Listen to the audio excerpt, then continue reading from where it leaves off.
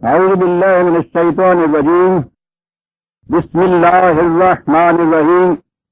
عزیزان من، آج جون 1969 کی 8 تاریخ ہے اور ہم قرآن کریم کے درس کے سلسلہ نو میں پچھلی دفعہ سورہ بقرہ کی آیت 227 تک پہنچ گئے تھے۔ 228 سے آج آغاز کلام ہوگا۔ جیسا کہ میں نے پچھلی دفعہ عرض کیا تھا، قرآن کریم نے عام طور پر زندگی کے اصول اور اصولی قوانین دیے ہیں، اس لیے کہ جس کتاب کو زمان اور مکان کی حدود سے ماورا رہنا تھا، یعنی قیامت تک کے لیے تمام نوع انسانی کے لیے ضابطہ ہدایت بننا تھا، اسے ایسا ہی ہونا چاہیے تھا کہ وہ ابدی اصول اور اقدار اپنے ہاں واضح طور پر دے دیتی کہ اصول اور اقدار میں تبدیلی نہیں ہوا کرتی، اور ان کی روشنی میں جزوی احکام کا تعین یہ ملت کی ثوابدید پر چھوڑتی کہ وہ اپنے اپنے دور کے تقاضوں کے مطابق خود جزیات بھی وضع کرے اور ان پر عمل پیرا ہونے کا طریقہ کار بھی متعین کرے۔ جزوی قوانین قرآن کریم نے بہت تھوڑے سے معاملات میں دیے ہیں، اور وہ بھی بیشتر انسان کی آئلی زندگی سے متعلق ہیں، فیملی زندگی سے متعلق ہیں، اس لیے کہ آئلی زندگی مثلا ماں باپ کے رشتے، بہن بھائیوں کے تعلقات، اور بالخصوص میاں بیوی کے تعلقات، اولاد کے ساتھ تعلقات، یہ وہ چیزیں ہیں کہ یہ مستقل تعلقات ہوتے ہیں، ان میں تبدیلی نہیں آتی۔ تو قرآن کریم نے بیشتر احکام انہی رشتوں کے متعلق دیے ہیں، آئلی زندگی کے متعلق دیے ہیں، اور اس سلسلے میں سب سے پہلے اس نے میاں بیوی کے تعلقات کو لیا ہے کہ ان کے تعلقات کی خوشگواری پر گھر کی فضا کا خوشگوار ہونا موقوف ہے۔ گھر کی فضا خوشگوار ہوتی ہے تو اولاد کی تربیت صحیح ہوتی ہے، اور جب یہ ایک یونٹ اپنے ہاں قرآن کے الفاظ میں جنت کی سی زندگی کا ایک نقشہ مرتب کر لیتا ہے تو پھر گھروں کی دیواریں جب گراتے چلے جائیے تو معاشرہ خود بخود جنت کی فضاؤں میں جھولے جھولتا ہے۔ اس لیے اس نے میاں بیوی کی زندگی کے متعلق بڑی ہی تفصیل سے قوانین عطا کیے ہیں۔ پہلے چیز آئی تھی کہ نکاح کے لیے بنیادی شرط ہم آہنگی فکر و نظر ہے، اور اس کے بعد یہ کہا تھا کہ یہ کوئی ایسی چیز نہیں ہے کہ ایک بندھن ہے جو ایک دفعہ باندھ دیا گیا تو خواہ اس کے بعد حالات کیسے ہی کیوں نہ پیدا ہو جائیں اس سے آزادی نہیں ہو سکتی۔ اس نے یہ بتایا ہے کہ اگر حالات ناخوشگوار ہو جائیں اور نباہ کی کوئی صورت باقی نہ رہے تو یہ جو معاہدہ کیا تھا تم نے باہمی نباہ کا، یہ ٹوٹ بھی سکتا ہے، لیکن وہ توڑتا بھی بڑے ہی حسن کارانہ انداز سے ہے، اور یہی چیز ہے جس کے لیے اس نے جزوی قوانین دیے۔ پچھلی آیت میں یہ تھا کہ پہلے کوشش کرو نباہ کی صورت ہو، اور اگر تم نے طلاق کا پھر ارادہ کر لیا ہے تو پھر جو اس کے لیے ہم نے قاعدہ مقرر کیا ہے اس کے مطابق پھر طلاق ہو جائے گی۔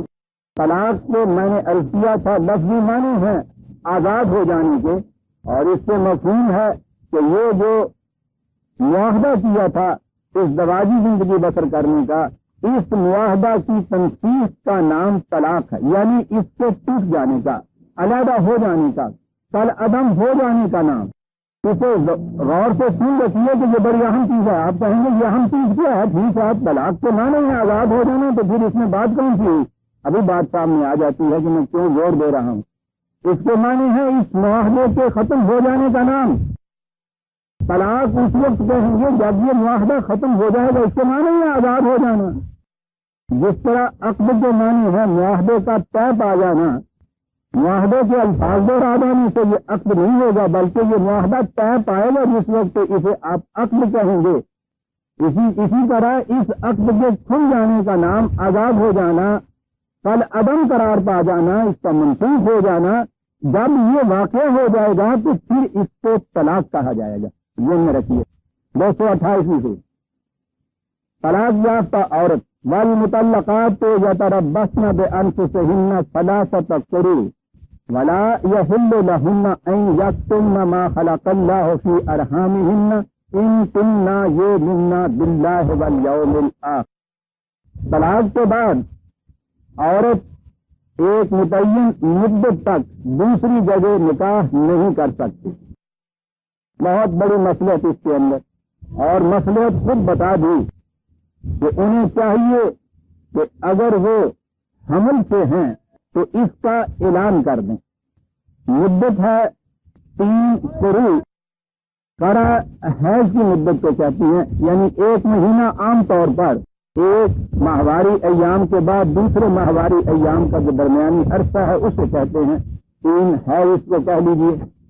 اور یہ اس لیے ہے کہ یقینی طور پہ معلوم ہو جائے کہ سابقہ خاوند کا کوئی حمل اس عورت کو نہیں ہے, کیونکہ وہ جو ہونے والا بچہ ہے اس کے حقوق کا تحفظ نہایت ضروری ہے کہ متعین ہو جائے کہ وہ کس بات کا بیٹا ہے.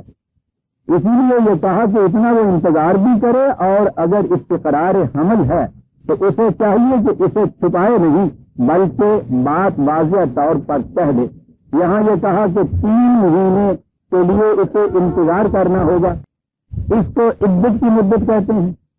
جیسا میں نے پچھلی دفعہ کیا تھا کہ طلاق کی بات آئی تھی تو طلاق کی تمام آیات قرآن کریم کی آپ کو حوالوں سے لکھا دی تھی, کیونکہ قرآن ایک بات کو ایک جگہ بیان نہیں کرتا, متعدد مقامات میں پھیر پھیر کر لاتا ہے.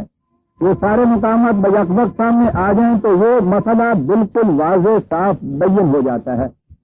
عدت کے لیے بھی یہ آیات دیکھ لیجئے. جیسا کہ میں نے عرض کیا تھا, یہ میری چھوٹی سی کتاب ہے قرآنی قوانین, اس میں یہ تمام قوانین قرآن کریم کے جو ہیں وہ دیے ہوئے ہیں. میں وہیں سے یہ چیز آپ کے سامنے پیش کرتا ہوں. جیسا کہ میں نے ابھی عرض کیا, یہ 2/228 میں کہا گیا ہے کہ یہ 3 قروء ہے اس کے لیے عدت, اور اسی لیے مسئلہ یہی ہے کہ جب وہ عدت وہ حیض سے فارغ ہو تو اس وقت طلاق جو ہے متعین کی جائے تاکہ عدت کے دن گننے میں آسانی رہے. اگر عورت ایسی مقام پہ پہنچ چکی ہے, سن رسیدہ ہو چکی ہے کہ وہ حیض سے نا امید ہے یا کسی بیماری کی وجہ سے حیض آ نہیں سکا, ایسی بھی تو صورتیں ہوتی ہیں کہ سن رسیدہ بھی وہ نہیں ہوتی لیکن حیض کی بندش ہو جاتی ہے. اگر ایسی صورت ہو تو ان کی عدت 3 مہینے کی ہے, 65/4. حاملہ عورت کی عدت وضع حمل تک ہے, 3 مہینے نہیں, بچے کی پیدائش تک 65/4. نکاح کے بعد اگر جس عورت کو ہاتھ نہ لگایا جائے اور اس سے پہلے ہی طلاق واقع ہو جائے تو اس کے لیے کوئی عدت نہیں ہے, 33/49, 33/49. بیوہ عورت کی عدت 4 مہینے اور 10 دن ہے, 2/234. قرآن نے بیوہ کے متعلق تصریح نہیں کی کہ اگر وہ حاملہ ہو تو کتنی عدت ہے, لیکن متعلقہ کے متعلق جو قرآن نے کہا ہے وضع حمل تک, تو وہاں سے یہ مستنبط کیا جا سکتا ہے کہ بیوہ حاملہ ہو تو اس کی عدت بھی وضع حمل تک ہونی چاہیے. عدت کے دوران متعلقہ عورت کے رہنے سہنے کا خور و نوش کا کی ذمہ داری سابقہ خاوند کے اوپر ہوگی, اور اس کا معیار وہی ہوگا جو اس سے پہلے ان کی ازدواجی زندگی میں تھا. 2/241, 65/1, 65/6/7. اسے اس گھر سے نہیں نکالنا چاہیے. عورت کے متعلق بھی یہ کہا ہے کہ اسے وہیں رہنا چاہیے, لیکن اگر حالات سازگار نہ رہیں, باہمی مناقشت ہو جائے, تنازع ہو جائے, تو پھر یہ کوئی بندش نہیں ہے, وہ دوسری جگہ بھی جا سکتی ہے. عورت کی طرف سے اختلاف شقاق یا تنازع کی صورت میں وہی شکل قرآن نے تجویز کی ہے کہ جو مرد کی صورت میں شکل تجویز کی ہوئی ہے. بیوہ کے لیے 1 سال کی خورنوش رہائش وغیرہ کا انتظام مرد کے ذمہ. اگر وہ اس سے پہلے کہیں دوسری جگہ چلی جاتی ہے تو پھر یہ ذمہ داری ختم ہو جاتی ہے. 2/240. یہ جو کہتے ہیں نا خاوند کے مرنے کے بعد یہ بیوہ جس گھر میں, جس کوٹری میں, جس مکان میں ہے, وہ وہاں سے نکل ہی نہیں سکتی 4 مہینے 10 دن تک، یہ غلط ہے۔ سوال پابندوں مسکن ہونے کا نہیں ہے، یہ تو قرآن نے سزا کے طور پہ تجویز کیا ہوا سورہ نساء میں ہم دیکھیں گے۔ اس بیچاری کو سزا نہیں ملتی، کہا تو یہ تھا کہ اس کو نکالا نہ جائے اس گھر سے، وہ بھی اس گھر سے نہ نکلے، وہی رہے، اس کے ساتھ بچے ہیں، وہ خود ہے، تو اس صورت میں وہاں وہ جہاں رہ رہی ہے بشرطے کہ وہاں کی سزا سازگار ہو۔ سزا سازگار نہ ہونے کی صورت میں اور بات ہے، لیکن وہ یہ چیز نہیں ہے کہ اس کو یہ سزا ملی ہوئی ہے کہ وہ اتنے دن گھر سے باہر قدم نہ رکھے۔ ہمارے ہاں تو یہ رواج ہے نا کہ وہ کسی ضرورت کے لیے بھی اس گھر سے باہر قدم نہیں رکھ سکتے، جس گھر میں بھی خاوند کا انتقال ہوا ہے۔ یہ منشا نہیں ہے قرآن کریم۔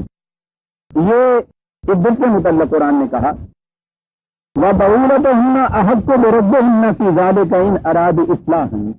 اس دوران میں ابھی بات آئے گی کہ کون سا عدت یہ وقت ہے، یہ جو وقت ہے جس میں ابھی دوسری جگہ اس نے نکاح نہیں کیا، خامن نے اگر اس کو چھوڑا تھا، طلاق دی تھی، تو اس کے لیے یہ کوئی چیز ممانعت کی نہیں ہے کہ وہ دوبارہ بھی آپس میں نکاح کر سکتے ہیں، اس کا حق پائک ہے اگر یہ چاہے۔ اور بڑی شرط یہ ہے کہ عورت کی بھی رضامندی ہو۔ یاد رکھیے عورت کی رضامندی کے بغیر کسی صورت میں نکاح ہو ہی نہیں سکتا۔ قرآن نے کہا ہے یہ حلال ہی نہیں ہے کہ تم کسی عورت کے وارث ترہم بن جاؤ، تو اسے کراہت ہو اور تم اس کے مالک بن جاؤ۔ باہمی رضامندی سے ہی یہ معاہدہ قرار پاتا ہے۔ اور دیکھیے درمیان میں قرآن لایا ہے 4 لفظ زینان، کہتے ہیں کہ صاحب قرآن کریم نے اسلام نے حقوق دیے عورت کو، حقوق کے بعد جب ہم ان مسائل پہ جاتے ہیں جو زندگی میں بڑھتے جاتے ہیں تو نظر وہاں آتا ہے کہ پہلی چیز یہ کہ مردوں کو حاکم بنایا ہے عورتوں کے اوپر۔ تو آپ بتائیے کہ اس کے بعد محکوم کے حقوق کیا ہوتے ہیں، پھر حقوق کی خیر اس میں رتو کی جائے۔ قرآن کریم کے 4 الفاظ میں برادران عزیز، اور جہاں تک میری نگاہ گئی ہے کہیں اس قسم کے الفاظ نہ مجھے دیگر مذاہب کی مبینہ مذہبی کتابوں میں ملے ہیں، نہ کسی اور جگہ جو قرآن نے کہا وَلَهُنَّ مِثْلُ الَّذِي عَلَيْهِنَّ بِالْمَعْرُوفِ۔ 4 لفظ اتنی جامعیت سے بات کہہ گیا ہے تو یاد رکھو جو ذمہ داری عورت پہ عائد ہوگی ایک ذمہ داری کے مقابلے میں ایک حق اس کا ثبت ہو جائے گا۔ ہر ریسپانسبلٹی کے مقابلے میں، ہر ابلیگیشن کے مقابلے میں ایک رائٹ۔ کیا بات ہے، یہ ہے عائلی زندگی میں عدل کا ترازو لیے ہوئے خدا بیٹھا ہوا۔ جتنی ذمہ داریاں یاد کرو اتنے حقوق دینے ہوں گے اس کو۔ یہ ہے حقوق اور ذمہ داریوں کا تعلق۔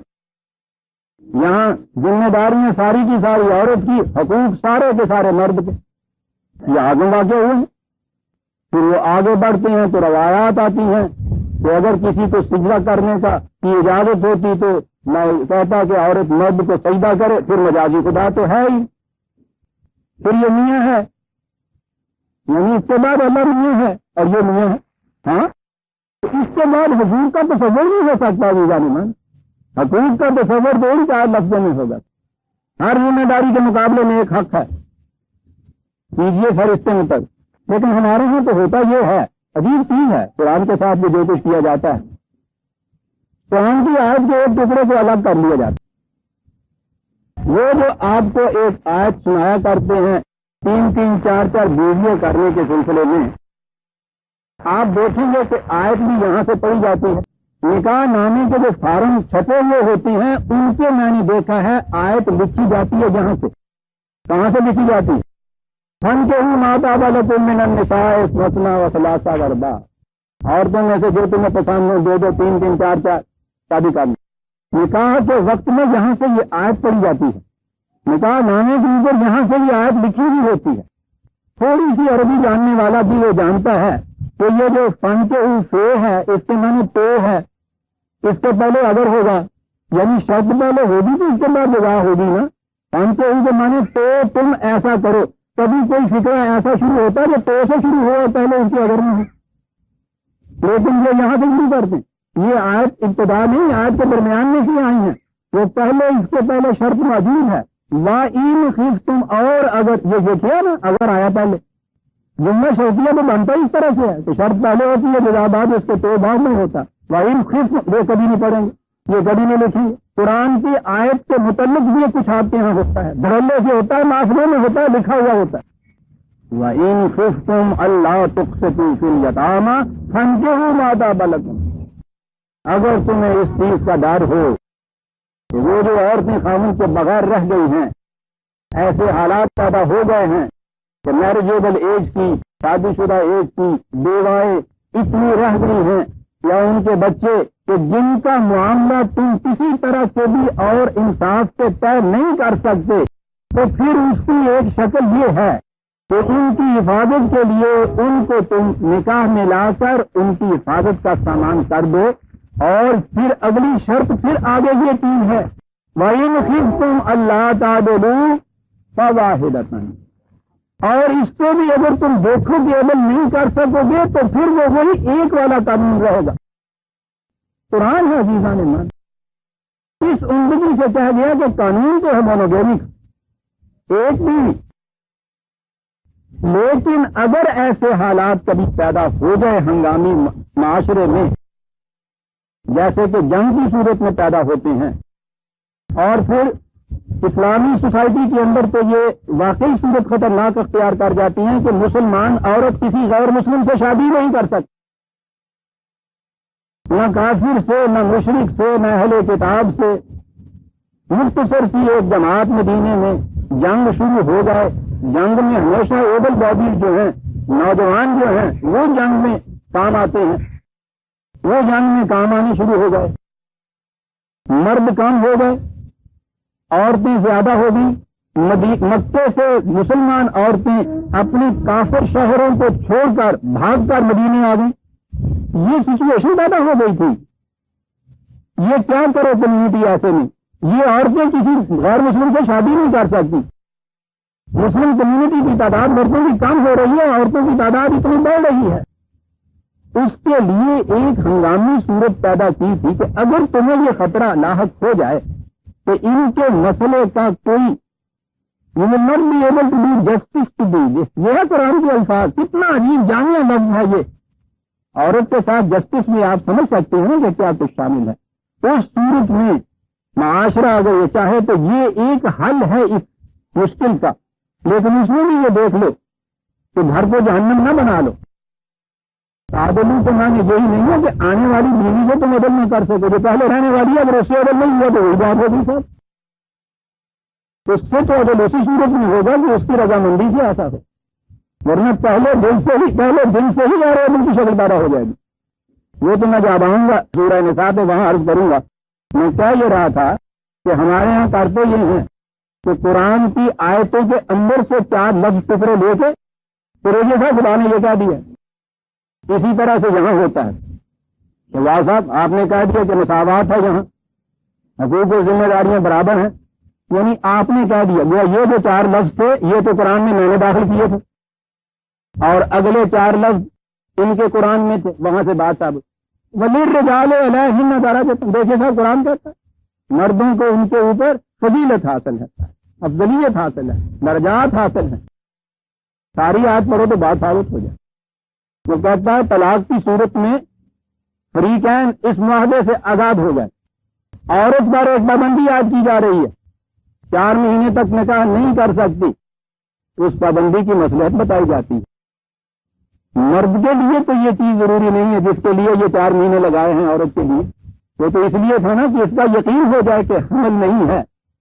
مرد کی صورت میں تو ضرورت نہیں تھی، اس لیے مرد پر یہ عدت کی پابندی لگائی نہیں گئی. کہا یہ کہ عورت کے اوپر یہ پابندی ہے، ان کی ذمہ داریاں اور حقوق بالکل یکساں ہیں، بس یہ ایک معاملہ ہے جس میں مرد کو یہ ایک فضیلت حاصل کرتا ہے. دراصل ایک معاملہ، ورنہ کہا جاتا نا کہ صاحب اگر یہ صورت ہے تو پھر اس پہ بھی عدت لگائیے. یہاں آئی ہے وَلِلرِّجَالِ عَلَيْهِنَّ دَرَجَةٌ. اس معاملے میں ایک چیز ایسی ہے جسے تم کہہ سکتے ہو کہ مرد کو کچھ ایڈوانٹیجس پوزیشن حاصل ہو گئی عورت کے معاملے میں. جہاں یہ ہو رہی ہے وہاں بھی قرآن بتا رہا ہے کہ درجہ، یہ ایک درجہ، ایک چیز ہے جس کے اندر قرآن نے یہ فضیلت ایڈوانٹیجس پوزیشن دی. ورنہ اصول ہے وَلَهُنَّ مِثْلُ الَّذِي عَلَيْهِنَّ بِالْمَعْرُوفِ. قاعدے قانون قرآن کی روح سے حقوق اور ذمہ داریاں یکساں ہوں گی بس ایک ایسی چیز ہے کیونکہ عدت کا بیان آ رہا تھا نا، مرد کے لیے عدت تھی نہیں، خیال پیدا ہو سکتا تھا کہ رہی کر دے اللہ میاں، کیونکہ اللہ میاں کے متعلق بھی تو تصور کچھ ایسا ہی ہونا نا کہ یعنی وہ عورت تو نہیں ہے ذہن کا ہونا، مرد بھی ہے ذہن کا ہونا حالانکہ اس نے اسی لیے کہ کہیں ہماری بیٹیوں کے ذہن میں یہ نہ آ جائے لام یلد کیا دیا تھا کہ اس قسم کی کوئی چیز ذہن میں تم نے رکھنا، تذکیر و تانیث کا سوال ہی پیدا نہیں وہاں ہوتا، لیکن پھر بھی آپ دیکھتے ہیں تصور، مردوں کا دیا ہوا تصور جو ہے آپ دیکھتے ہیں کہ جب بھی خدا کا ذکر آتا ہے مذکر کے چیزیں استعمال ہوتے ہیں ان کے لیے، تو اس نے یہ چیز نہیں یہ کہہ دی کہ ایسی بات نہیں ہے، بس یہ ایک معاملہ ہے کہ اس کے لیے عزت نہیں ہے اور وہ تم سمجھتی ہو گئی کیوں نہیں ہے، اس کے لیے ہم نے رکھا، کچھ رائے کرنے والی گل نہیں ہے کہ بس اس کی ضرورت وہاں نہیں تھی، یہ ہے للرجال علیہن درجہ واللہ عزیز حکیم، پابندیاں عائد کرنے والا، اور اس کے ساتھ ہی یہ کہ حکمت پر پابندیاں ہیں جو عائد کر رہا۔ میں نے عرض کیا تھا پچھلی دفعہ سارے حوالے آپ کو یہ قوانین ہیں طلاق کے متعلق وہ عرض کر دیے تھے، اب وہی آیتیں آتی ہیں، اب طلاق مرتان فامساک بمعروف او تسریح باحسان، دو مرتبہ، یہ جو ترجمہ ہے، دو مرتبہ کی طلاق ایسی ہے جس کے بعد قاعدے کے مطابق روکا جا سکتا ہے، نکاح میں رکھا جا سکتا ہے، حسن سلوک سے آزاد کیا جا سکتا ہے، بات آسان ہے۔ طلاق، طلاق کے معنی آپ نے سمجھ لی، یہ جو عقد نکاح ہے اس سے آزادی حاصل ہو جانا، اس کا فسخ ہو جانا، اس کا تلادم ہو جانا، عورت و مرد کا اس عقد سے آزاد ہو جانا۔ ایک دفعہ میں نے پچھلی دفعہ یہ تفصیل سے سمجھایا تھا کہ بات کیا تھی، طلاق کے لیے قاعدہ مقرر ہے، پروسیس مقرر ہے، حکم مقرر ہوں گے میاں اور بیوی کے ہاتھ، وہ آپس میں بیٹھیں گے، ایک ثالث ہوگا، مصالحت کی کوشش کریں گے، ناکامی کی صورت میں فیصلہ دیں گے، اس وقت یہ عقد کا رشتہ معاہدہ جو ہے یہ تلادم قرار پائے گا، اس وقت جب یہ تلادم قرار پائے گا تو اسے طلاق کہا جائے گا۔ ایک دفعہ زندگی میں میاں بیوی کی یہ صورت ہوئی، قرآن نے کہا پھر بھی گنجائش ہے، دوبارہ بھی میاں بیوی بن سکتے ہیں، ٹھیک ہے۔ پھر ایک دفعہ ایسی صورت پھر واقعہ ہو گئی، دوبارہ یہی پروسیس دہرایا گیا، دوبارہ پھر یہ عقد جو ہے فسخ ہوا، دوبارہ پھر یہ آزاد ہو گئے اس معاہدہ سے، دو مرتبہ ہو گیا نا، کہا دوسری مرتبہ بھی اس کی گنجائش رکھی گئی ہے کہ ہو سکتے ہو، اور اس کے ساتھ کہا کہ یہ بچوں کا کھیل نہیں ہے کہ تم روز بار بار یہ دوہراتے چلے جاؤ، بار بار پھر یہ بنتے چلے جاؤ، دو مرتبہ کی گنجائش بھی کوئی کم گنجائش نہیں، اتنی ہم نے دے دی، اس کے بعد اگر تم نے اس کو دوہرایا تو پھر کوئی گنجائش نہیں تمہارے لیے، بات صاف ہو گئی۔ دو مرتبہ کی اب طلاق میں یہ گنجائش ہے، یہ ہے قرآن۔ ہمارے ہاں کیا چیز ہے کہ صاحب اگر ایک بار یا دو بار لفظ طلاق کہہ دیا، لفظ طلاق طلاق طلاق اس میں تو گنجائش ہے، اور اگر تین بار کہہ دیا یہ لفظ تو بس پھر گنجائش نہیں۔ نے مانی قانون کی بات ہو رہی ہے، کیا یہ چیز ہے کہ قانون کا ایک لفظ جو ہے اگر دو دفعہ کہا جائے تو کوئی بات نہیں ہے، تین دفعہ اس لفظ کو کہہ دیا جائے، اس لفظ کو تین دفعہ کہہ دیا جائے، کیا یہ قانون ہوگا خدا کا بنایا ہوا قانون؟ تو پھر گنجائش نہیں۔ یہ ہیں ہمارے وہ قوانین جن کو غیر مسلم دیکھتے ہیں تو پوچھتے تو یہ ہیں کہ صاحب یہ ہیں قوانین جنہیں آپ کہتے ہو کہ خدا نے ہمارے ہاں ابدی قوانین دیے ہوئے ہیں اور ساری دنیا کے قوانین سے وہ اعلیٰ اور افضل اور بلند مرتبہ ہے، یہ ہے وہ چیز کہ دو مرتبہ ایک لفظ دوہرا دیا جائے تو خیر کوئی بات نہیں ہے، اور تین مرتبہ اگر وہ کہہ دیا جائے تو پھر معاملہ وہ ختم نیلام کرنے والے کی طرح وان کو جاتا ہے تین دفعہ۔ عزیزان ایمان یہ بات نہیں، اور عجیب چیز ہے، قرآن ہے عزیزان ایمان، خدا کا کلام ہے، اسے معلوم تھا ہم نے کیا کرنا ہے۔ دو ہی آیتیں بعد قرآن نے یہ کہا ہے وَلَا تَتَّخِذُوا آیَاتِ اللَّهِ حُزُوًا، دیکھنا خدا کی ان آیات و قوانین کو کہیں مذاق نہ بنا لیں، یہی کہا، یہ ہے قرآن کے آقا۔ دو مرتبہ کی یہ صورت ہے، اس دوران میں وَلَا يَحِلُّ لَكُمْ أَن تَأْخُذُوا مِمَّا آتَيْتُمُوهُنَّ شَيْئًا إِلَّا أَن يَخَافَا أَلَّا يُقِيمَا حُدُودَ اللَّهِ، یہ ہونے لگا ہے تم لگے طلاق دینے، تو یہ غلط بات ہے کہ تم اسے کچھ دے چکے ہو جو اس سے پیشتر مہر کی صورت میں عورت یہ کچھ زیورات کی صورت میں تو وہ اس سے چھیننا شروع کر دو، واپس لینا شروع کر دو، یہ بات نہیں. لیکن اب یہ معاشرے کے لیے ہے. وہ جو ایک خالص کمیٹی بیٹھی تھی اس کے لیے ہے کہ اگر تم دیکھو کہ یہی چیز روک بن رہی ہے اس معاملے میں، تم دیکھ سکتے ہو کہ یہ میاں بیوی رہ کے جو اللہ نے حدود مقرر کی ہے ان سے یہ قائم نہیں رہ سکتے، اور یہ کچھ لینے دینے کا معاملہ درمیان میں آڑے آ رہا ہے اس سے، تو یہ چیز ایسی نہ ہو جائے کہ اس معاملے کو حل کرنے کے راستے میں سنگ گراں بن جائے. نہ فَإِنْ خِفْتُمْ أَلَّا يُقِيمَا حُدُودَ اللَّهِ فَلَا جُنَاحَ عَلَيْهِمَا فِيمَا افْتَدَتْ بِهِ. عورت کو دیا تھا نا یہ کچھ، تو کہا کہ اگر ایسی صورت ہو، معاشرہ یہ دیکھے عورت کی طرف سے مطالبہ ہو رہا ہے طلاق کا، بغیر دیے ہوئے یہ معاملہ طے نہیں ہو رہا، تو ٹھیک ہے تم اس سے کہہ سکتے ہو کہ جو کچھ دیا تھا اس میں سے کچھ وہ واپس دے دے. میں نے پچھلی دفعہ عرض کیا تھا کہ اس میں کتنی بڑی حکمت پوشیدہ ہے. نکاح کے وقت خامن مہر کی شکل میں، مہر بھی تحفہ ہوتا ہے، گفٹ کی شکل میں کچھ عورت کو دیتا ہے. اب اس کو ابیوز کیا جا سکتا ہے، اس قانون کو. جو ابیوز کرنے والی کوئی ہو، آج اس نے ایک نکاح کیا، 50,000 روپیہ مہر، اسے وصول کیا، نہ بھی کیا تو ڈگری مل جاتی ہے، ہفتے بھر کے بعد طلاق، اس کے بعد دوسری جگہ نکاح. میں ابیوز کرنے والیوں کا کہہ رہا ہوں.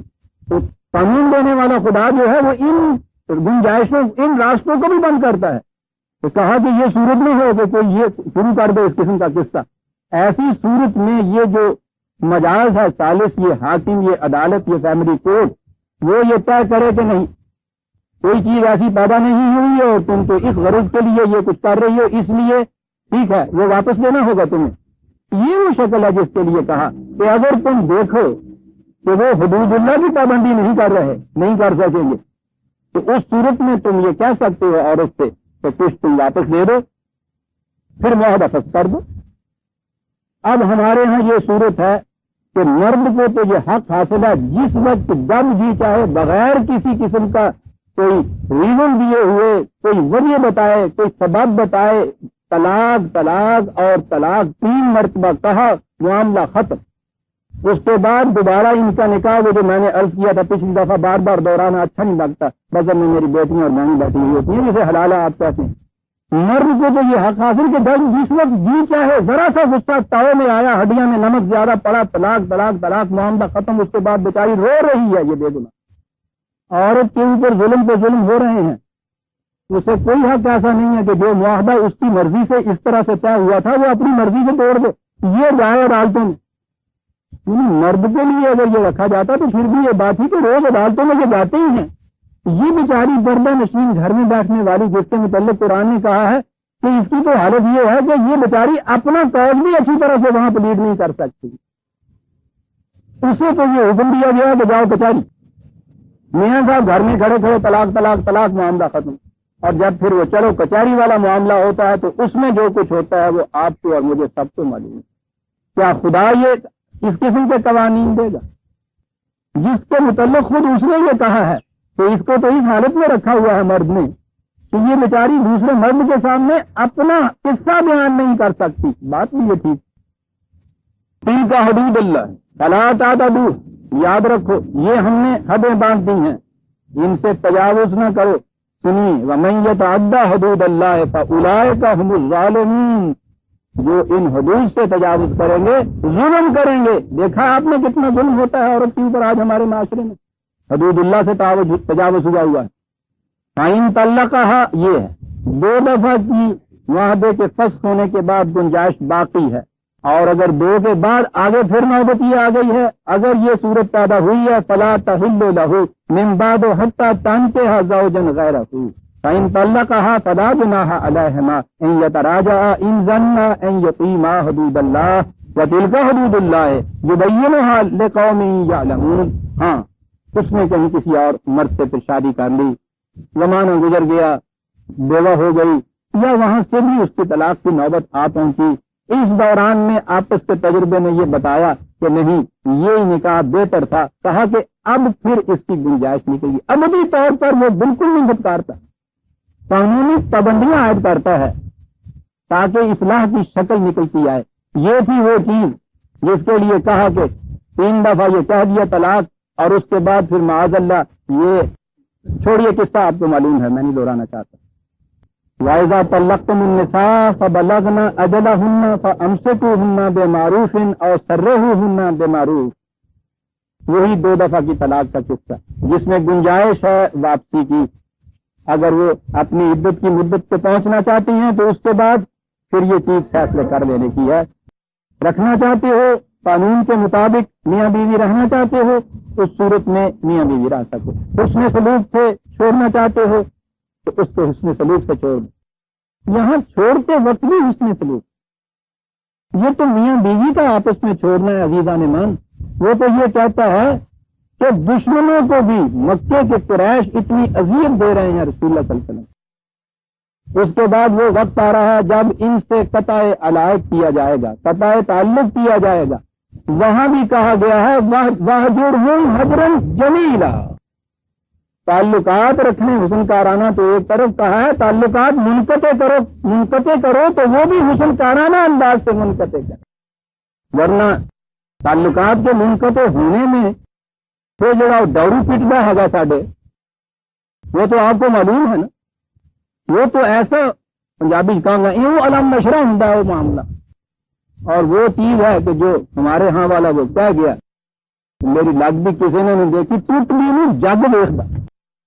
یہ ٹوٹنا جو ہمارے ہاں کا تو ایسا تماشا کریٹ کرتا ہے۔ قرآن ہے عزیزان من، وہ تعلقات منقطع کرنے میں بھی کہتا ہے جمیلہ، شریف انسان کا کام یہ ہے۔ نہیں نباہ ہوا، تعلقات منقطع ہو رہے ہیں، شرافت کو چھوڑ کے حوانی درجے پہ کیوں آتے ہو؟ حسن کارانہ انداز سے انقطاع کرو تعلقات کا۔ تو میاں بیوی کے تعلقات جو ہیں وہ حسن کارانہ انداز سے کیوں نہیں ہوں گے؟ اور سرّحوہن بمعروف ولا تمسکوہن ضرارا لتعتدوا، دیکھیے یہ جو دوبارہ نکاح میں تم نے لانا ہے، میاں بیوی بننے کی حیثیت اختیار کرنی ہے، تو اس نیت سے نہ کرو کہ اچھا ایک دفعہ تو نکلتا ہے اسی نا قبروں سے، اب کیا پھر دن سوچ لوں گا، کہتا اس نیت سے نہیں۔ میاں بیوی اور ان کے تعلقات کی بنیاد اس چیز کے اوپر ہے، تو تم سمجھ کیا رہے ہو؟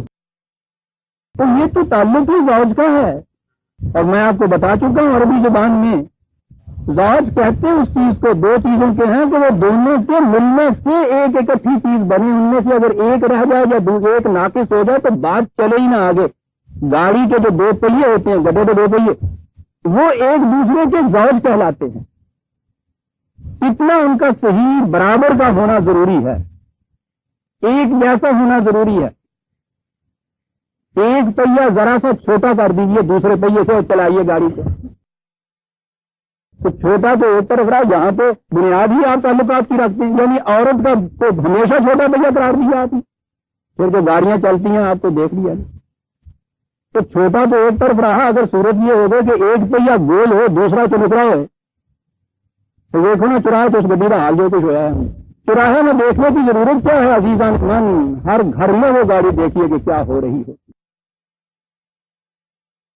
وہ تو ان بیچاریوں کا صبر ہے کہ ہم نے ان کو اس پوزیشن میں باندھ کے رکھا ہوا ہے کہ نہ تڑپنے کی اجازت ہے نہ فریاد کیا، گھٹ کے دم مر جاؤں مرضی میرے سیاد کی ہے، اف نہیں کر سکتی وہ، لیکن یہ سمجھتا ہے کہ میں نے ان کو ظلم کر کے ان کا کچھ بگاڑا ہے، وقت میں اپنا سب کچھ بگاڑ لیا ہے۔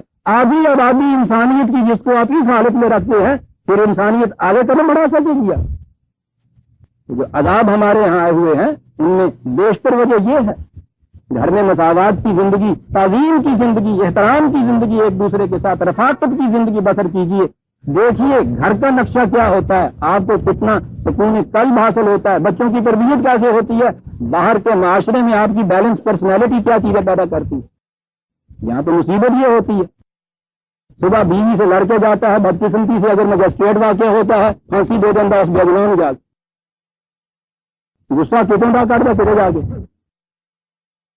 آپ دیکھیے کہ باہر کے معاملے میں جو لوگ چڑچڑے ہو جاتے ہیں، بیلنس نہیں ان کا ہوتا، ان کے گھر کی زندگی کو پروبن کیجیے، آپ کو معلوم ہو جائے گا کہ سرچشمہ کہاں تھا اس چڑچڑاہٹ کا، بات نکلی کہاں جا کر۔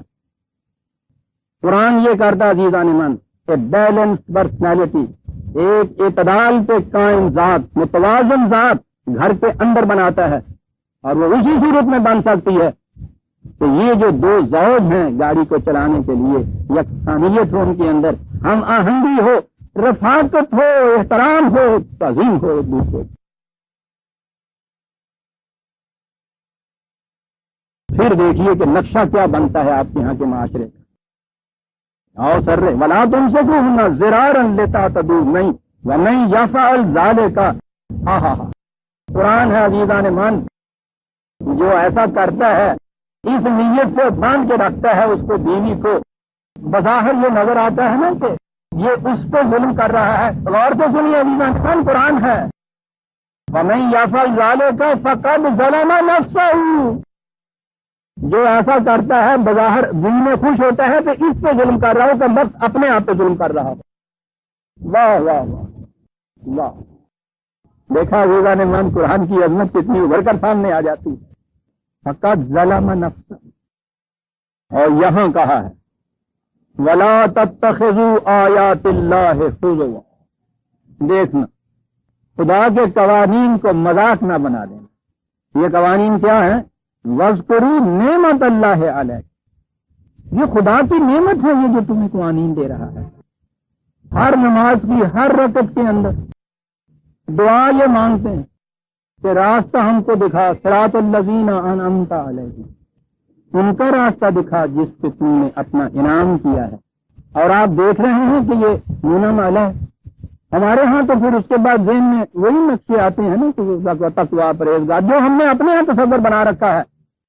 کہتا ہوں قرآن سے آپ اگر نعمت خداوندی کی آیات کو اکٹھی کریں گے تو آپ کو سمجھ میں آئے گا کہ کن کا راستہ دیکھنے کی آپ امیدیں اور آرزویں لے کے خدا کے حضور جاتے ہیں۔ لیکن ہم تو نہ کوئی امید لے کے جاتے ہیں، نہ آرزو، چند الفاظ ہیں جو ہم نے زبانی یاد کر رکھے ہیں، وہ کھڑے ہوتے ہیں، وہ بھی اگر وہ امام صاحب جو ہے نہ پڑھ رہے ہیں، اگر وہ پڑھ رہے ہیں تو اسی اٹھے ہوئے کھڑپنڈے ہوئے ہیں، اور اگر پڑھ رہے ہوتے ہیں تو طوطے کی طرح دوہرا رہے ہوتے ہیں۔ ورنہ آپ سوچئے خدا کے حضور آرزو لے کے جاتے ہیں، اتنی مرتبہ دن میں غربہ قبلہ ہو کے اس سے کہتے ہیں ان کا راستہ دکھا جو منعم علیہ تھے۔ اور یہاں کہا ہے کہ یہ جو آئلی زندگی کے متعلق ہم نے تمہیں قوانین دیے ہیں جن سے یہ زندگی خوشگوار بنے گی، یہ خدا کی نعمت تھی۔ ہم آرزو کرتے ہیں مسجد میں کھڑے ہو کے یا اللہ ان لوگوں کا راستہ دکھا جن کے گھر کی زندگی جنت کی زندگی۔ دیکھا آرزویں کہاں آتی ہیں آپ کے یہاں؟ کیا آرزو آپ لے کے جاتے ہیں؟ ان کی زندگی، ان کا راستہ دکھا جن کے گھروں کی زندگی جو ہے اس قسم کی جنت بدامہ فضاؤں کی زندگی ہے کہ جسے تم نے اپنی نعمت قرار دیا ہے۔ یہ ہے عزیزان من، گھر میں خدا کی نعمت اس طرح سے آتی ہے۔ اور جو ہی آپ نے گھر کے اندر اس سے کہا کہ مرد داروغہ ہے عورتوں کے اوپر، تو آپ سمجھ سکتے ہیں پھر جو تھانے دار بھی تھے، حوالات میں کیا دی زندگی ہے، بڑی نعمت خدا دی ہے۔ نعمت اللہ علیکم وما انزل علیکم من الکتاب والحکمت یعظکم بہ، خدا نے قانون نافذ کیے۔ میں نے عرض کیا ہے کہ قرآن کریم کا ایک اعجاز اور بھی ہے، ایک قانون ڈکٹیٹر دیتا ہے، ملوکیت کے قوانین، ایسا کرنا ہوگا، سوال ہی نہیں ہے کیوں کرنا ہوگا، کیوں کرنا ہوگا، حکم حاکم مرگ مفاجات، ہمارا حکم ہے ایسا کرنا ہوگا، پوری معقولیت ہوتی ہے اس کے اندر۔ ایک قانون ہوتا ہے جس قانون سے پہلے یہ بتایا جاتا ہے، قانون دینے سے پہلے حالات ایسے پیدا ہو چکے ہیں، اس میں اصلاح کا تقاضا یہ ہے، اس تقاضے کے لیے ہم نے سوچ کے کچھ پابندیاں تجویز کی ہیں، یہ پابندیاں نیچے دی جاتی ہیں، اگر ان کے اوپر عمل پیرا ہو گئے تو اس کے نتائج ایسے خوشگوار نکلیں گے۔ یہ جو ہوتا ہے قانون سے پہلے اس کا آبجیکٹو قانون کا دینا، یہ بتانا کہ یہ قانون کیوں نافذ کیا جا رہا ہے، دوائی یا فٹ مصلحت کیا ہے، اس کی تقاضا کیا تھا، اس کے نتائج کیا نکلیں گے، اسے کہتے ہیں حکمت۔ اب یہ چیز ہو سکتی ہے کہ وہ صرف قانون دے، حکمت اس کی ہم خود وضع کر لیں۔ اس نے کہا کہ نہیں اس میں دھوکہ کھا جاؤ گے، ہم نے جب کہا ہے کہ اس قسم کی زندگی پیدا کرو تمہارے نتائج اچھے خوشگوار نکلیں گے، اب خوشگوار نتائج تو آپ خود اپنے ذہن میں بھی متعین کر سکتے ہیں کہ گھر میں صاحب یہ روز آپ کے یہاں ہوتا ہے کہ گھر 40 صورت میں سکتا ہے کہ ایک بادشاہ ایک حاکم ہونا چاہیے گھر کے اندر، اب اگر آپ نے وہاں وہ ہنٹر کی زندگی جو ہے بغیر کی، وہاں آپ نے ایک بادشاہ بنا دیا، ایک حاکم بنا لیا، ایک داروغہ بنا لیا، اور اس کے بعد اپنے آکام کو آپ ڈنڈے کے زور سے منواتے چلے گئے، ٹھیک ہے، بیوی بھی بڑی دبتی بیٹھی ہے، بچے بھی سہمی ہوئے، یہ سب کچھ ہو رہے ہیں، اپنے ذہن میں آپ سمجھ رہے ہیں اور باہر بھی کہہ رہے ہیں کہ سب جیسا ڈسپلن میرے ہاں ہے کم دیکھا ہوگا میں نے کہیں، کسی کو ضرورت نہیں ہے کیوں کر سکے سامنے سے، آپ نے خود متعین کر دیا نا کہ نتائج بڑے خوشگوار نکل رہے ہیں، اور یہ اپنے ذہن سے نتائج کا متعین کرنا ہی تو ہے، جہاں یہ آپ کے اتنے مذاہب مختلف اور اتنی شریعتیں مختلف اور اتنے قوانین مختلف ہیں، ہر شخص مطمئن ہوتا ہے، تم لوگ حزب بما لدیہم فرحون، تو ہر گروہ مگن ہوتا ہے تو ہم جس طریق پہ چل رہے ہیں بالکل صحیح، قرآن کہتا ہے صرف قانون کا دینا ہی ضروری نہیں ہوتا، یہ بتانا بھی ضروری ہوتا ہے کہ ایسا کرو گے تو اس کا نتیجہ یہ نکلے گا، متعین کر دیتا ہے وہ نتیجے کو بھی، کیوں متعین کرتا ہے؟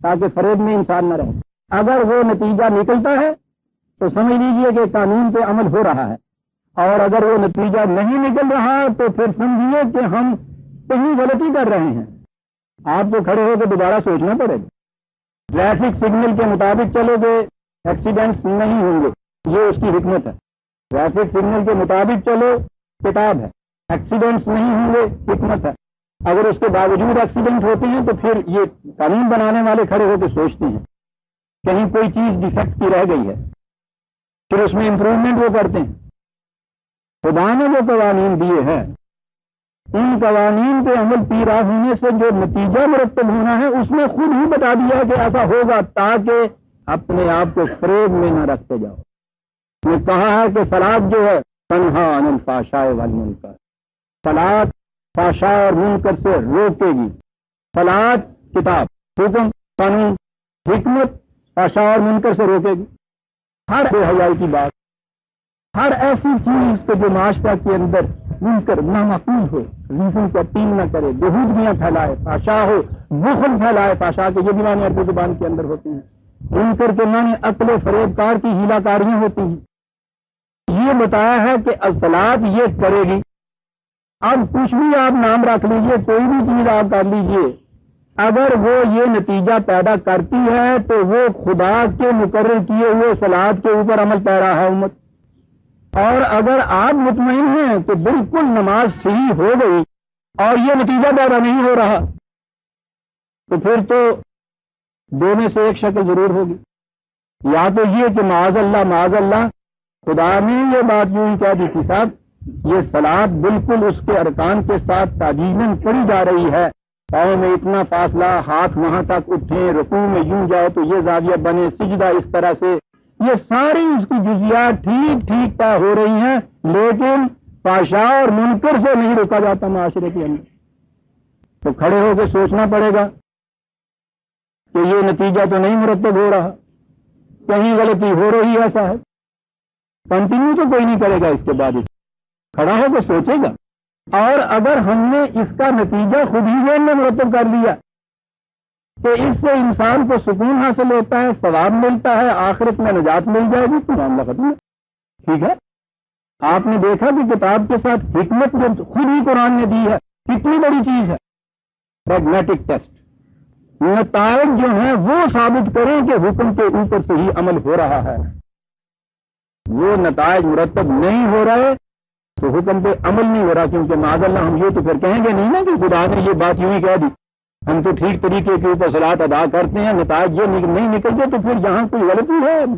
معاذ اللہ یہ تو ہم نہیں کہہ سکتے، ہمارا تو ایمان ہے، صلاۃ کتاب ہے، حکم ہے، حکمت یہ قرآن نے بتائی، بلکہ اتنا ہی نہیں کہ اس نے یہ چیز کہ یہ نکلے، اس نے تو یہ بھی کہا ہے کہ مسلم وہ بھی ہیں جو تکذیب دین کرتے ہیں، وہ جو یکذب بالدین ہے اس میں فویل للمصلین الذین هم عن صلاتهم ساہون، مسلم وہ تو جو ہمارے ہاں کے یہ فارم طریقے مقرر ہیں اس کے مطابق صلاۃ ادا کرے گا، ورنہ وہ تو امام صاحب وہاں نہیں صلاۃ اس پر ادا کرنے دیں گے، نماز پڑھ رہا ہے وہ کہتا ہے تباہی ہے مسلم کے لیے، رایت اللہ یکذب بالدین، تم نے اس کو بھی دیکھا ہے کبھی؟ وہ دین کی تکذیب کرتا ہے، کفر نہیں کرتا، انکار نہیں کرتا، عملاً جھٹلا رہا ہے. عملاً جھٹلانے کے کیا معنی ہیں؟ اللہ اکبر. کہہ رہا ہے کہ صلاۃ صحیح ادا کر رہا ہوں. خدا نے کہا تھا کہ یہ تنہا اور فحشاء منکر سے روکے گی، نہیں روک رہی. کیا کر رہا ہے؟ خدا کے اس دعوے کو جھوٹا ثابت کر رہا ہے. اللہ اف اف اف. رایت الذی یکذب بالدین فذلک الذی یدعو الیتیم ولا یحض علی طعام المسکین. دعویٰ کر کے دین کا، اسلام کا کیفیت اس کی کیا ہے؟ دین کو جھٹلا رہا ہے. کیا کر رہا ہے؟ جو معاشرے میں تنہا رہ جاتا ہے اس کے ساتھ کھڑا ہونے کی بجائے دھکا دیتا ہے. اس کو وہ بھوکا سوتا ہے، اس کی روٹی کا انتظام نہیں کرتا. ویل للمصلین الذین، نمازیں پڑھتا ہے، مطمئن ہو جاتا ہے، فریضہ خداوندی ادا ہے، تقسیم کرتا ہے. صلاۃ ساہون الذین هم یراؤون. کرتا کیا ہے؟ وہ چیزیں کرتا ہے جو لوگ دیکھ سکتے ہیں کہ ٹھیک ہے جی نماز ہو گئی. وَيَمْنَعُونَ الْمَاعُونَ. جو کچھ نظر آتا ہے وہ کچھ تو ٹھیک ٹھیک کر کے چلا آتا ہے. اور رزق کے ان چشموں کو جو رزق کے ان یتیموں کو جو چشموں کی طرح بہتے ہوئے ہر گھر کے سامنے سے گزرتے چلے جانے چاہیے تھے، ان پہ بند لگا کے روک کے بیٹھ جاتا ہے. یہ مسلم ہیں. یراؤون والی چیز تو ان کی ساری صحیح ہے. تقزیب دین کرتا ہے. کیا میں نے پھر دوہرا دوں کہ خدا نے جو کہا کہ صلاۃ یہ نتائج پیدا کرے گی، صلاۃ یہ نتائج نہیں پیدا کر رہی. اس کا کیا جاتا ہے؟ خدا کو معاذ اللہ جھوٹا ثابت کرتا ہے کہ یوں ہی کہہ دیا تھا کہ کرے گی، بجائے اس کے کہ اپنے آپ کو جھوٹا ثابت کرے کہ میں ہی صلاۃ پہ قائم نہیں ہوں. وہ کہتا ہے میری صلاۃ بالکل ٹھیک ہے. مولوی صاحب فتویٰ دے دیتے ہیں ہو گئی نماز، ہو گئی نماز ٹھیک. نتیجہ یہ نہیں نکلتا. کبھی یہ ضرورت تو کرتا نہیں ہے کہنے کے لیے میں ہی غلطی پہ تھا. اس کا لاجیکل کنکلوژن یہ ہے برادران عزیز کہ یہی چیز غلط ہے. تو یہ تقزیب بالدین، تقزیب کرتا ہے دین. یعظکم بہ، کتاب اور حکمت. واتقوا اللہ واعلموا ان اللہ بکل شیء علیم. قوانین خداوندی کی نگہداشت کرو، اچھی طرح سے سمجھ رکھو.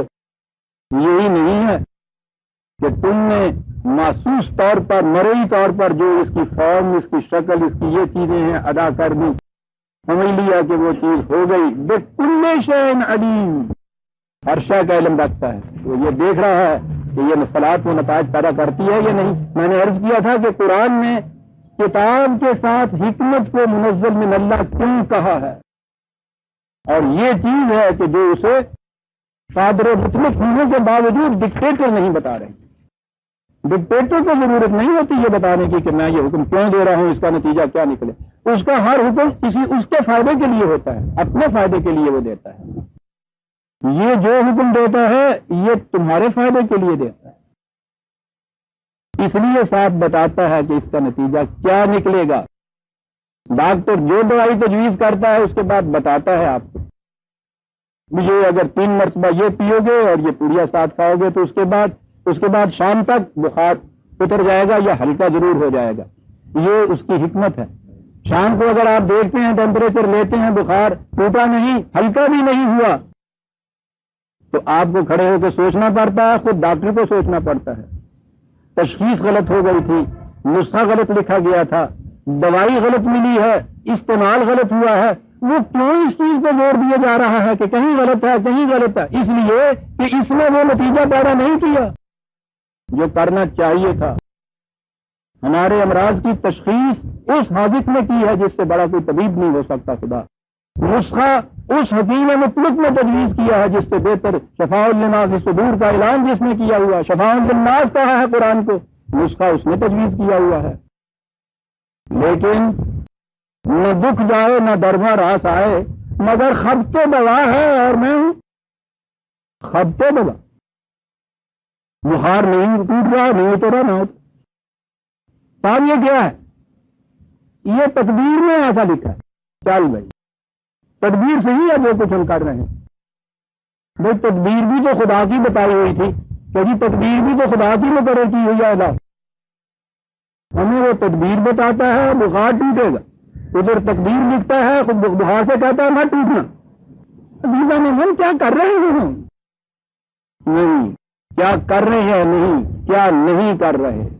کرنے کے لیے تو اس نے ایک ہی کہی تھی بات، اے رسول ان سے کہہ دو اعظکم بواحدہ، میں تمہیں صرف ایک بات کی نصیحت کرتا ہوں، ایک بات، ایک ایک دو دو کر کے کھڑے ہو جاؤ، میری بات سن لو، یہ کرنے کا کام ہے. پوچھا کیا کہتے ہیں؟ ایک کام، لمبا بڑا پروگرام ہی نہیں. ہم تفکروا، کھڑے ہو کر سوچا کرو، نتیجہ کیوں نہیں نکلا. یہ ہے حکمت. وکل شیء علیم، جو جانتا ہے. وَإِذَا طَلَّقْتُمُ النِّسَاءَ فَبَلَغْنَ أَجَلَهُنَّ فَلَا تَعْضُلُوهُنَّ أَن يَنكِحْنَ أَزْوَاجَهُنَّ إِذَا تَرَاضَوْا بَيْنَهُم بِالْمَعْرُوفِ ذَلِكَ يُؤْذَ بِهِ مَن كَانَ مِنكُمْ يُؤْمِنُ بِاللَّهِ وَالْيَوْمِ الْآخِرِ ذَلِكُمْ أَزْكَىٰ لَكُمْ وَأَطْهَرُ وَاللَّهُ يَعْلَمُ وَأَنتُمْ لَا تَعْلَمُونَ. طلاق یافتہ عورت جب وہ عدت کی مدت کو پہنچ جائے تو پھر اس بات سے نہ اسے روکو کہ جہاں وہ کہیں نکاح کرنا چاہے اس کے راستے میں آپ کو معلوم ہے کہ ہمارے ہاں بیوگان کے نکاح کے اوپر کتنی شدت سے پابندی ہے. کل تک کی بات یہ متعلقہ کے متعلق تو نکاح آسانی کا سوال ہی، یعنی کسی کے متعلق یہ کہنا متعلقہ ہے، وہ بیچاری جیسے منہ چھپائے پھر رہی، پتہ نہیں کیا جرم اس سے عائد ہو گیا ہے. یہ کیوں تصور پیدا کیا؟ وہی مرد کی حاکمیت داروغیت نے تصور پیدا کیا. جیسے ایک دفعہ کا بے گناہ قیدی بھی اگر قید سے چھوٹ کے آ جاتا ہے تو پھر معاشرہ اس کو وہ عزت کا مقام نہیں دیتا. بے گناہ قیدی بھی قید کٹ کے آیا، بس یہ چونکہ اس نے عورت کو قیدی مجرم بنا کے اس داروغے اور حاکم نے رکھا تھا، اسی طرح سے اس نے چھٹکارا بھی حاصل کر لیا ہے. تو مرد نے تصور یہ قائم کیا ہے کہ یہ اب معاشرہ کے اندر عزت کی مستحق رہی نہیں ہے. باقی ساری عمر مظلوم مدحورا، دتکاری ہوئی بیچاری، طلاق ہوئی ہے. آپ کو معلوم ہے نا یہ بات کس طرح سے کہی جاتی ہے؟ کیا چیز کہ اور ہر طرح سے بھی اگر اس کو یہ آسانی ہے کہ حاصل کر لے تو یہ بات کہ اس کے بعد معاشرے میں میں منہ کیا دکھاؤں گی اس سے رکی رہی. پتہ نہیں کہاں کہاں ہم چلے گئے. کہا کہ دیکھیے یہ بات نہیں کہیں کرنا کہ پھر اگر یہ نکاح کرنا چاہتی ہے تو اس میں یہ راستے میں روڑے اٹکانے شروع کر دو، متعلقہ ہے، اجازت ہی نہیں اس کو دی جاتی. اور بیوگان کے متعلق تو آپ کو معلوم ہے کل تک جہاد کرنا پڑا تھا اس چیز کے لیے کہ بیوہ عورتوں کی شادی ہونی چاہیے، اس لیے کہ یہ تو ہمارے ہاں کا یہ سارا معاشرہ ہندوانہ ہے. یہاں کا ہندوانی معاشرے میں متعلقہ تو ہوتی نہیں تھی، وہاں طلاق تو ہو ہی نہیں سکتی، بیوہ ہو جاتی تھی، بیوہ کی شادی وہاں نہیں ہو سکتی تھی. ان کی یہاں نہیں ہو سکتی تھی، ہمارے یہاں بھی کیوں ہو سکے. بیوگان کی شادی کے خلاف بہت بڑا جہاد کرنا پڑا تھا. پھر کہیں جا کے یہ بم ٹوٹا تھا آپ کے ہاں. اور بڑے بڑے ہمارے ہاں کے جو ارباب شریعت تھے ان کے گھروں میں بھی یہ صورت تھی کہ بیوگان کی شادی وہ نہیں کرتے. قرآن نے کہا ہے کہ اس چیز کو نہ روکنا. یہ ہم یعنی بات تو یہ دیکھیے چھوٹے چھوٹے قوانین بظاہر ہیں آئلی زندگی کے متعلق جن کے متعلق گفتگو کی جا رہی ہے. کہا یہ ہم نصیحت کر رہے ہیں اس شخص کو جو خدا اور آخرت پہ ایمان رکھتا ہے. واہ کتنی اہمیت حاصل ہو گئی ان قوانین کو. جو خدا اور آخرت پہ ایمان رکھتا ہے اس کے لیے ہے یہ قوانین. اور پھر جو ان قوانین کو مذاق بناتا ہے اس کے بعد یہ دعویٰ کہ خدا اور آخرت پہ ایمان رکھتے ہیں ہم، یہ اس کے لیے کہا جا رہا ہے. ازکیٰ لکم اطہر، کیا بات ہے. ہمارے ہاں تو مزکی کے معنی بھی پاکیزہ کیے جاتے ہیں، اطہر کے معنی بھی بہت زیادہ پاکیزہ. قرآن دو لفظ لے آیا یہاں، پاکیزگی اور ازکیٰ کے معنی ہے نشو و نما پانا. یہ وہ چیزیں ہیں آئلی زندگی کے متعلق قوانین دے رہا ہے اور کہا ہے کہ جو ان کے مطابق یہ کچھ کرے گا اس کی ذات کی نشو و نما ہوتی چلی جائے گی، زندگی بڑی پاکیزہ گزرے گی. اندر ایک انقلاب پیدا ہوتا ہے، وہ تو ہے جسے تزکیہ کہا جاتا ہے. ہمارے ہاں تو تزکیہ نفس باتی اور ہوتی ہے. یہ چیز اندر ایک انقلاب پیدا ہوتا ہے. باہر کے معاشرے کے اندر زندگی بڑی پاکیزہ گزر رہی ہے. اور آپ جانتے ہیں پاکیزگی صرف یہی نہیں ہے کہ کپڑے اجلے ہوتے ہیں، دھلے ہوئے ہوتے ہیں، نہایا دھویا ہوا ہوتا ہے. اگر یہ معیار ہو تو اس صورت میں تو ہمارے ہاں کا یہ سب سے بڑا طبقہ جس کی زندگی میں پاکیزگی کا کوئی نشان نہیں ہوتا، سب سے زیادہ پاکیزہ ہوتا ہے، جسے آپ کہتے ہیں possessing a very good personality. آپ کو پتا یہ پرسنالٹی کے معنی کیا ہوتے ہیں؟ سجیلا نوجوان، سجتا دھجتا، ویل ڈریسڈ، شیو اچھا کیا ہوا، ویل کون، مزین کے ساتھ بال جمائے ہوئے، پالش بھی ہو جس میں چمک پیدا ہو رہی ہے، کریز میں ہائے تالا ٹائی میچ کر رہی ہے، چلتا ہے یہ، ہاں ساری چیزیں جو ہیں یہ ازکا و اطہر قرآن ہے۔ واللہ یعلم وانتم لا تعلمون، یہ جو میں نے باتیں بظاہر کی ہیں یہ تو ہم بھی جانتے ہیں، کہتا اس سے آگے ایک اور معاملہ ہے جسے تم نہیں جانتے، اسے ہم جانتے ہیں، کہ ان چیزوں کی پابندی سے جو ایک اندر انسان کے صحیح انقلاب پیدا ہوتا ہے، اسی کے مظاہرے کا نام پاکیزہ زندگی ہے، پاکیزہ سیرت ہے۔ وہ جو قرآن نے کہا تھا کہ قرآن کو لا یمسہ الا المطہرین، کہ مس نہیں کر سکتے اس سے وجود ان کے جو مطہر ہوں، تو ہمارے ہاں تو پھر وہ اتنی سی بات ہوئی نا کہ وہ پاک صاف ہو کے غسل کر کے وضو کر کے قرآن کو چھونا چاہیے، یوں مانے دونوں چیزیں۔ کہا کہ جس کی قلب و نگاہ کے اندر پاکیزگی نہیں ہے وہ قرآن سے مس ہی نہیں اس کو کچھ ہو سکتا۔ اطہر، یہاں تک بات ہو گئی متعلقہ کی، نکاح، اولاد ہے، چھوٹے بچے ہیں، ان کے دودھ پلانے کا مسئلہ، رضاعت جسے کہتے ہیں۔ والوالدات یرضعن اولادہن حولین کاملین لمن اراد ان یتم الرضاعۃ، دودھ پلانے کے لیے رضاعت جسے آپ کہتے ہیں، یہ قرآن کریم نے یہ حکم کہیں نہیں دیا کہ ہر ماں اپنے بچے کو کتنے عرصے تک دودھ پلائے، یہ تو ایک پوری فزیکل سی چیز ہے، کتنی ضرورت ہے کتنا پلا سکتی ہے، ایسی بھی صورت ہو سکتی ہے کہ ماں کے دودھ ہی اتنا نہیں ہے، بریسٹ فیڈنگ اتنی ہو نہیں سکتی، یا بچہ ہضم نہیں کر سکتا، قرآن نے یہ متعین نہیں کیا۔ اگرچہ دو جگہ یہ بات کہا ہے قرآن نے کہ عام طور پہ بچے کے متعلق کہا ہے کہ اس کے حمل کا اور دودھ پلانے کا وقفہ قریباً 2.5 سال ہوتا ہے، 46/15، یہ عام طور پہ ایک بات کہی ہے قرآن نے، یہ حکم نہیں ہے۔ دوسری جگہ 2 سال کا بھی کہا ہے، 31/14، حکم نہیں ہے، لیکن یہاں قانونی بات آ گئی، طلاق ہو گئی، دودھ پینے والا بچہ ہے، دیکھیے قرآن اس بچے کے حقوق کی حفاظت کا بھی اس کو خیال ہے، وہ کہا ہے کہ وہ والدہ اس بچے کو 2 سال کے لیے دودھ پلائے اگر اس زمانے کو پورا کرنا ہے، اس کا ارادہ ہو تو۔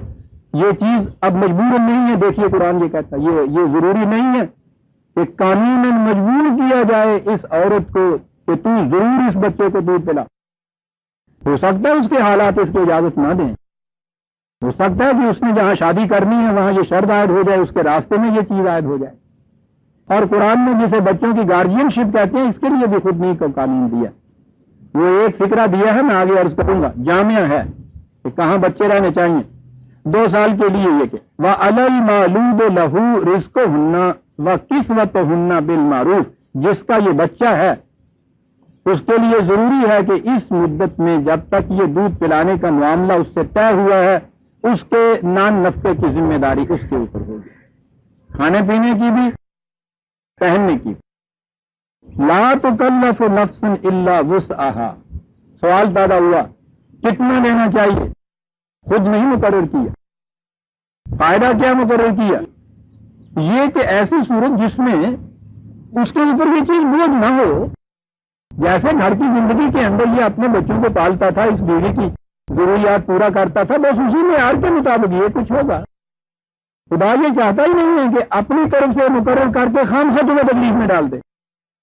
بڑی وسعتیں عزیزان من خدا کی مقرر کی ہوئی شریعت کے اندر، اصولی حدود کو تو وہ اتنا سختی سے رکھتا ہے کہ یہاں سے تم نے تجاوز کیا تو گئے جہنم میں، ان کے اندر بڑی وسعتیں رکھتا ہے، بڑی آزادیاں دیتا ہے تم۔ لا تضار والدۃ بولدہا ولا مولود لہ بولدہ، یہ ہے جی وہ فکر، اصول یہ یاد رکھو، انقطاع تعلقات کا تمہارے یہ ہوا ہے تو اب یہ نہ ہو کہ یہ بچے کی موجودگی یا ماں کو مصیبت میں ڈال دے یا باپ کو ایک مصیبت میں ڈال دے. کیا کرو باپ بیٹھ کے کہ کیا قانون ہونے چاہیے تھا؟ اصول یہ ہونا چاہیے اس بچے کی موجودگی کی وجہ سے نہ ماں کسی مصیبت میں پھنس جائے نہ باپ کے گلے کے اندر یہ ایک مصیبت بن جائے. یہ طے کرو، تم خود طے کرو. وَعَلَى الْوَارِثِ مِثْلُ ذَلِكَ. بچے کا باپ فوت ہو گیا ہے تو ہمارے ہاں تو کہتے ہیں نا لاوارث رہ گیا. کہتے نہیں، وہ جو اس کے ورثاء ہیں مرنے والے تھے یہ ساری ذمہ داریاں ان پر منتقل ہو جائیں گی. وہ یہ کریں فَإِنْ أَرَادَ فِصَالًا عَنْ تَرَاضٍ مِّنْهُمَا وَاتَّشَاوِرٍ فَلَا جُنَاحَ عَلَيْهِمْ. تو کہا کہ اگر 2 سال سے پہلے ہی باہمی رضامندی سے مشاورت سے دیکھ لیجئے طلاق شدہ یہ جوڑا ہے، تعلقات ازدواجی منقطع ہو رہے ہیں، ایک معاملے کا فیصلہ کرنا ہے، اس پر بھی کہتا ہے باہمی رضامندی سے باہمی مشاورت سے یہ چیز کی جائے. ہمارے ہاں تو مشاورت ان میں بھی نہیں ہوتی جن میں تعلقات ٹولی دامن کے ہوتے ہیں. یہاں ان میں مشاورت کرا رہا ہے جن میں اب تعلقات ہی باقی نہیں رہے ہوئے. کہا تعلقات تو معاہدے کے جو تھے وہ فسخ ہوئے، انسانیت کے تعلقات تو باقی ہیں تمہارے ہاں، ان کو تو نہ چھوڑو.